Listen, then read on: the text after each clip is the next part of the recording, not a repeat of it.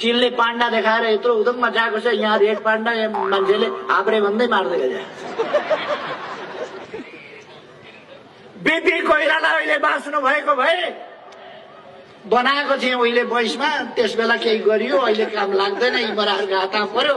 कांग्रेस छोडे एमाले प्रवेश गर्छु भनेर एमालेमा आउँछ।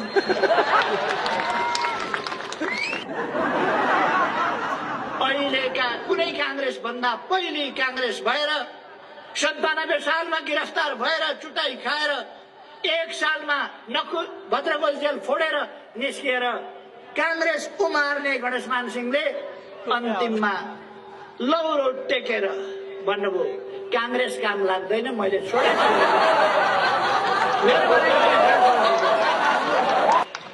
नेपाली कांग्रेसलाई थाहा हुनुपर्ने।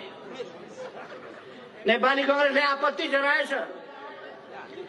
मैले भनेको थिएँ शेरबहादुर देउबा नै नेपाली कांग्रेसको अन्तिम प्रधानमन्त्री हो भनेर। तपाईले बल्ल बोल्दै हुनुहुन्छ तपाई।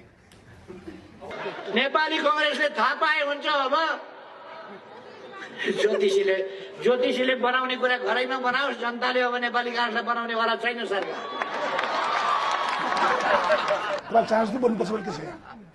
यो सत्य राजनीतिक विश्लेषण भनेको अब पुसबाट उता नेपाली कांग्रेसको नेतृत्वमा सरकार हुँदैन यस देशमा, सबैले थाहा पाए हुन्छ।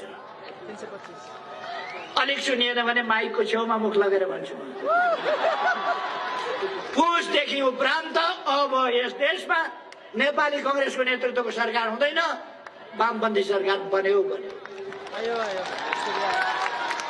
ग्यासको अभाव छ अहिले, तर हाम्रो जमिन मुनि ग्यास छ, हामीले फाल्ने फोहोरमा ग्यास छ। त्यस फोहोरको व्यवस्थापन गर्यो भने हामी ग्यास निकाल्न सक्छौँ, जमिन मुनिबाट ग्यास निकाल्न सक्छौँ। अरू थुप्रै विकल्पहरू हाम्रा निम्ति हुन सक्छ। त्यो कुरा भनेको अब त हप्तै भयो,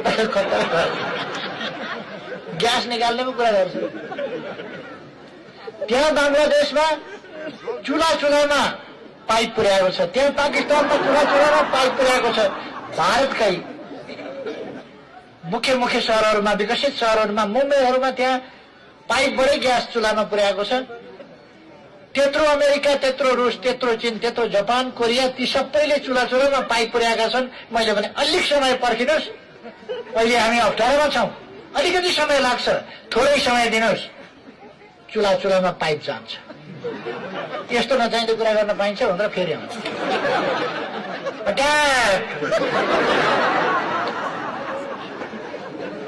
म त छक्क पर्छु।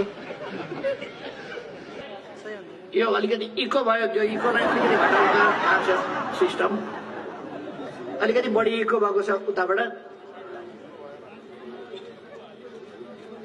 अब इको छ, इकोलाई अलिकति ध्यान दिउँ। अहिले ठिक छ कि? हेलो, इको छ। खैर,